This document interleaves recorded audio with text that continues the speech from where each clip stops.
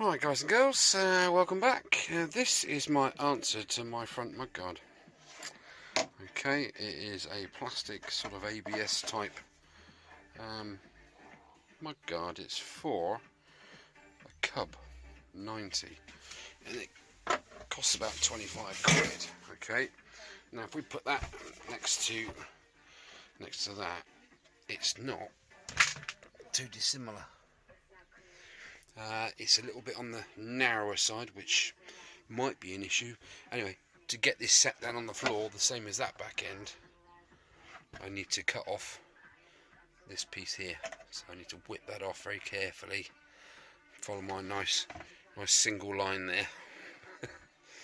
And then offer it on the bike again. Let's see what it looks. Well, let's offer it on the bike now, so we can have a look. Let's have a look. Oh, look at that. Stunning. Right. Let's offer that on there. Like so. Sort of where it's going to go. That doesn't look too bad, does it? Obviously it's going to go up a little bit. Probably sort of... Oops. Shit. Winston. I heard that, you dirty boy. About there, that's, do you know what, that's not too bad, is it? For 25 quid, you can't grumble at that. Yeah, off of a well-known auction site. Guy supplies these.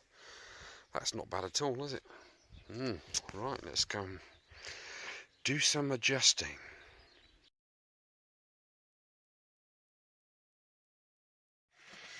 Right, well I've cut those tabs off, there they are. The mudguard is now wedged on the bike, just literally sat there. Doesn't look too out of place, does it, in all fairness? So I've had to whittle it down. It's nice with a little Stanley knife, just curving, getting those curves right. So that's not so bad. Now I'm going to attempt to drill out these 3, 4, 5 and 3 around the side, 8 rivets to remove this. And I'm going to attempt somehow, because that's the correct distance and stuff for the forks and all the rest of it, and it also strengthens the 2 forks there as well. So I'm going to attempt to reuse this somehow on the other mudguard. Okay, tall order, eh? But there we are. Gonna happen. It's gonna happen. It's gonna work. Oh yeah. Good morning, one and all. Today is the finishing touch on the CD175. It's the front mudguard install. You see the pictures of the mudguard that I bought. There it is. I've trimmed those wings off back there. And what I've done to this bracket, this arch bracket, is literally I've cut out that middle section. Okay, I've lost a bit of rigidity there, but hey ho. So yeah, and I've kinked these in, kinked them both in there. So let's retrofit it. We'll see what happens. See if it's good enough. Somewhere about there. If I push it down to that lip there, that side, and a bit more that side. This is just a temporary fit. Where is it going to go? There. Something like that. Sorry.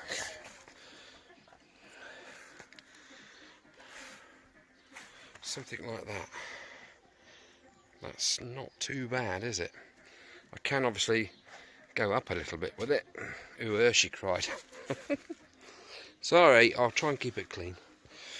That's looking not bad, is it? Right, let's offer this on. Yeah, that'll bolt through there. That'll bolt onto there. It's looking a bit jiff, isn't it? Right, I need to drill some holes in it, bolt them brackets on, and get some paint on it. Oh yeah. Right, where are we at? Well, this has taken a whole load of hours to get this as is. Sit on there. Marker pen. Trust me, measuring twice, measuring 3 times, getting the angles right, almost. Blooming nightmare. Anyway, I'm kind of there now, so let's offer it on to the back. See how it goes. It comes in to there somehow, like that. Now I've just got to do these bolts up, but I can't do it whilst I'm holding the camera. So I'll do that, and then got to mark out for that support bracket. Okay.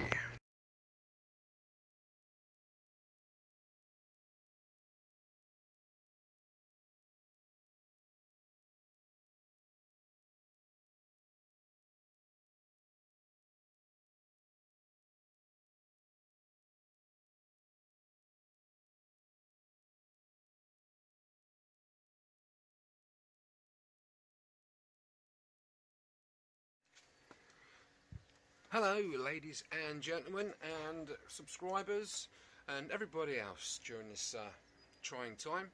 Right, where are we? Episode 30, the penultimate episode of this CD175 Honda rescue, basically, wasn't it? Stroke light restoration. Light restoration, my foot. Anyway, where was I at? Yesterday I was painting. The Mudguard's now in the shed. It's got, it's just had its last coat of blue on, and it looks quite nice. It's just drying. Hopefully that will be on later on this afternoon, so that's all good. Right, next thing is the last time, I think I had an electrical gremlin, didn't I? Now what I mean by that was, when you put your brake light on, the back brake light worked. Okay, the bulb was blown, but I put my tester on it. The back brake come on with the foot brake, but the hand lever didn't turn the brake on. And more worryingly, when you put the light switch on, okay, and you put your foot on the brake, it went out with the lights on, and there was nothing on the front again. So big issues there. Anyway, I went through the wiring again, through the manual. Incidentally, the Haynes manual has, for the CD, I think it's for the CB125, 160, 175, 200 and CD175. Incidentally, the wiring diagram for the UK spec CD175 doesn't show a front brake light switch. I have no idea why. So I flipped a few pages over and found the American spec, and that did have a front brake light switch in the diagram. So I kind of amalgamated the two together and sorted the wiring out, and now those gremlins have gone. Okay, let me just show you. So we'll put our tester onto DC. I'll sit that there. You should be able to see that. I'll hold it up in a minute anyway, so you can see it. Ka-ching. So we'll find the brake light circuit. So we'll tap into that, and we just need to find an earth. So we'll come off of that bolt there. Right, we'll put the ignition on. Thus. When I put my foot on the brake, there we have voltage off, on, off, and I can tell you, without, because I need three hands otherwise, that the front brake does the same thing. So we can test that again on the rear light output, can't we? So we'll take that out of there, we'll find an earth and wedge into it there, and we'll tap into one of the little nodules on where the brake lamp goes in. Okay, so we have zilch, foot on the brake. We now have voltage coming out at the tail lamp. Okay, and we'll go on to the other side of the thing there. Nothing at all, good. Right, we'll put the lights on, and now we have voltage coming out with the light circuit on the other node on the tail light where the lamp goes in. Okay, so that's that. One more thing to check just before we wrap this up is it putting voltage back into the battery? So we'll start her up, and I put my live and positive and negative across the battery terminals, and we'll see what voltage we've got coming out. Right, let's start her up. Oh, it's like a Swiss watch, isn't it? Right.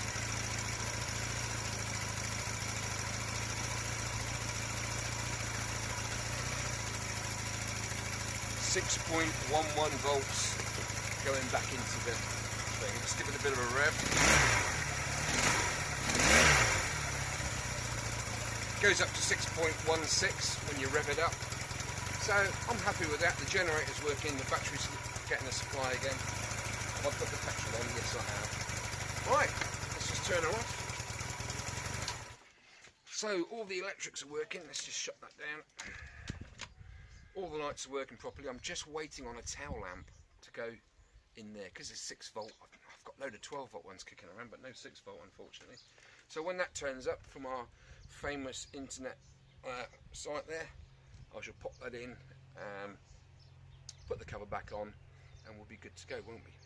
Right, what's more to do now? Whilst I'm waiting for that front mudguard to dry, I'll show you in a sec. It's gorgeous. I've got a tin, an old-fashioned tin. Look at the state of that. Look, blooming heck. That has been on someone's shelf for donkey's years. Automotive finish, Parsons paint, brush applied, quick drying car finish. Well, I might Tipex that out and put a motorcycle finish on there, just to keep it all good. I have used this before. It's brilliant, this paint. What I want to do is, there's a few chips come up on the framework there where I've dropped spanners and things on it. Stupid me. So I will touch those up. There's a few bits of silver that have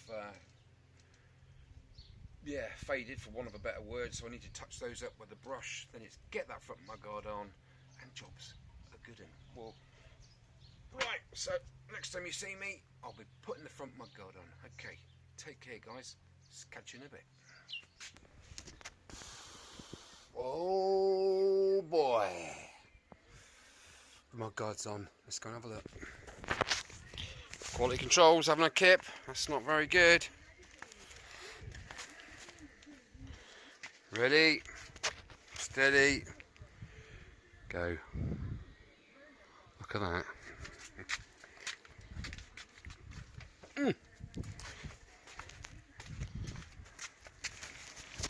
I think that's in keeping with the bike, don't you? Right, one more thing to put on is this little beastie. Basically, it goes, there was a hole in the old mudguard and that went through it, and then the cables go through there. Now, as this is smaller, this mudguard, and it's sort of quite tighter under, with the tyre fairly close to the mudguard, I'm not sure whether to drill that and risk it or whether to leave it. Anyway, but I've added a few little touches. I've added a bit of chrome to both those. Get out of the way. Nice little touch, isn't it? Basically, all that is this stuff. You can buy this on a roll on eBay. It's all like that. I think it's 5mm size. Chrome. It's obviously split there. You just put your fingernail in it and open it up, and then sort of just thread it round and push it up to there. One other thing I did was, oh god, where are they? Oh, here they are. Sticky pads. These are great. These sticky pads, aren't they? Good for a lot of things. Well, as you can see here, where this bracket up the top here wasn't quite straight, when I put it on and I went up and down with the forks, it took the paint off. So all I basically did was take off a sticky pad, and I pushed it up under there where it's rubbing, and it just holds everything completely concentric to that upright there. No rubbing. So did the same the other side just in case. Anyway, guys and girls, that's it for a bit. I'm just going to put the seat back on and just go around and make sure everything's tightened up, and we'll finish off there. I am so happy. That has taken so many man hours to get right, and I think I've got it. I am so happy with that. I can't afford silly money for a genuine mudguard. I have two mudguards that are requiring an awful lot of making good, but I don't know, I get these ideas in my head, and I kind of saw that, and I thought, do you know what, I think I can do something with that, and I did. Pat on the back. I'm so happy. I'm so pleased with myself. Right, put the seat back on, tidy up, get myself a brew, and get her out in the sunshine. I'm going to take some photographs for you to see, and wallow in its crapulence. Okay, thank you for watching. It's been a pleasure chatting to you guys and getting your messages and corresponding with you. Thanks again, Brian, for the donation of the original product. I will put a picture up just after this little blurb of the original bike and what it looks like obviously now, so you can see the comparison. Yes, it's taken many hours. It's been a very up and down road, but I've never lost faith. I think there was one point I almost threw the flannel in for a second, but you know, I was way past it after a few minutes. Just walked away. If you're doing a restoration and you hit a hurdle, walk away. Give yourself 10 minutes to just have a breather, stop, come back the next day, whatever, but just stop. Otherwise the hole just gets bigger and bigger and it's not productive. So there we go. I do hope everybody has liked my series on restoring this beautiful Honda CD175. She's 47 years old. How much of the original bike is left? Quite a bit, funnily enough. About between 35 and 40% of the bike is still original. The wiring, the engine, the downpipes, the hubs. Yeah, front indicators, the handlebars, all the control cables, the handle grips, the back tail light and all that bracketry. What else is there? All the brake stuff, the mechanism, the brake lever, the side panels, the tank side panels were shot, but the tank side panel rubbers, they're still original. Yeah, the carburettor, you all saw me, that was seized, I managed to throw it off. That was a wicked episode. I really enjoyed that. Just resurrecting it and not having to throw money at it and just go, oh no, I did that. Okay, yeah, like I say, it's even got the original spark plugs in it, because I bought some Duff NGK ones. Whether they're a counterfeit or who knows, I'm not going to point at any fingers. The original one's back in, and she runs a sweet. They're 47-year-old spark plugs, for goodness sake. Fantastic. Oh yeah, speed. I mean, all the cowl in there, that was sourced because that was rotten, but all this is original. So yeah, there is an awful lot of it original. But okay, the frame, the tank, the seat, the rear mudguard, obviously the front mudguard, spokes, wheel rims. That's pretty much it. Yeah. Oh, rear foot pegs. I had to buy rear foot pegs, and a few other bits and bobs. Obviously battery. But there you go. I'm happy, Bunny. I am glad it is finished, almost. Do you know, I'm going to miss working on it, but I'm sure I'll find something to tinker with, won't I? Anyway, guys, a million thank yous for all your observations and comments and just taking time to watch this stuff. Okay, who knows what's next? I don't know.